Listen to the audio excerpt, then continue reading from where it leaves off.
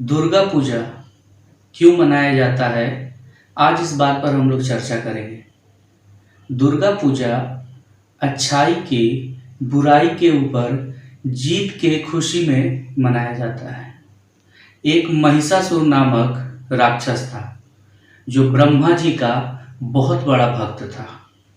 उसने ब्रह्मा जी से वरदान प्राप्त किया।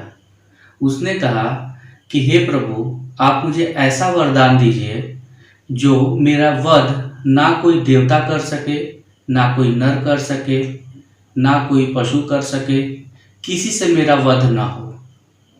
इस तरीके का उसने वरदान मांग लिया ब्रह्मा जी से। उसके बाद वरदान पाने के बाद उसने इतना उत्पात मचाना शुरू किया कि तीनों लोकों में हाहाकार मच गया। वो इतना दुष्ट राक्षस था कि ना वो नर को जीने देता था, ना ही वो ठीक से देवताओं को जीने देता था। वरदान पाने के बाद उसने इंद्र पर आक्रमण कर दिया और पूरे स्वर्ग का अधिपति बन बैठा।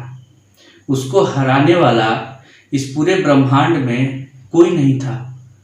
वो स्वर्ग में जैसे ही उसने अपना अधिकार किया, उसके बाद सभी पहले से चल रहे नियम प्रणाली को उसने बदल दिया। फिर विष्णु जी के साथ उसका घनघोर युद्ध हुआ।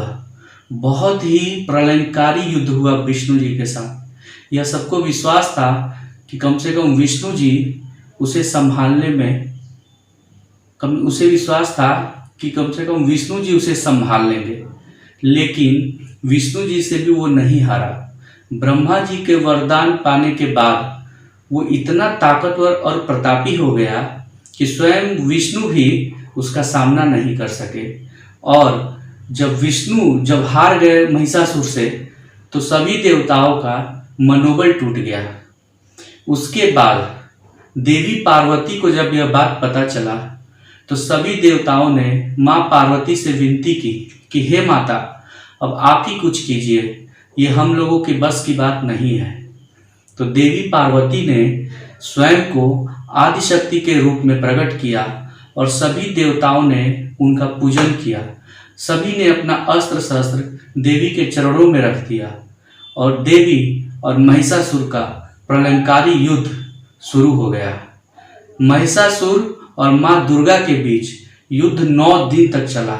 9 दिन और 9 रात लगातार युद्ध चलते रहा और अंत में जाकर माँ दुर्गा ने महिषासुर का वध कर दिया। शिव के त्रिशूल से महिषासुर के सीने में माँ ने उस त्रिशूल को भोंक दिया, जिससे महिषासुर की मृत्यु हो गई। वह इतना छली और कपटी दुष्ट राक्षस था। वह कभी अपने आकार को बढ़ा लेता था, कभी छोटे आकार का हो जाता था। उसको मारना इतना मुश्किल था कि सभी देवता हैरान थे कि माता को कितना दिक्कत हो रहा है इसे मारने में। वो बहुत ही ज्यादा छल से युद्ध करता था। युद्ध नियम का पालन वो बिल्कुल नहीं करता था, जिसके कारण उसे मारना मुश्किल होता जा रहा था। लेकिन माँ दुर्गा ने उसका अंततः वध कर दिया और इसी की खुशी में हम लोग सभी दुर्गा पूजा मनाते हैं।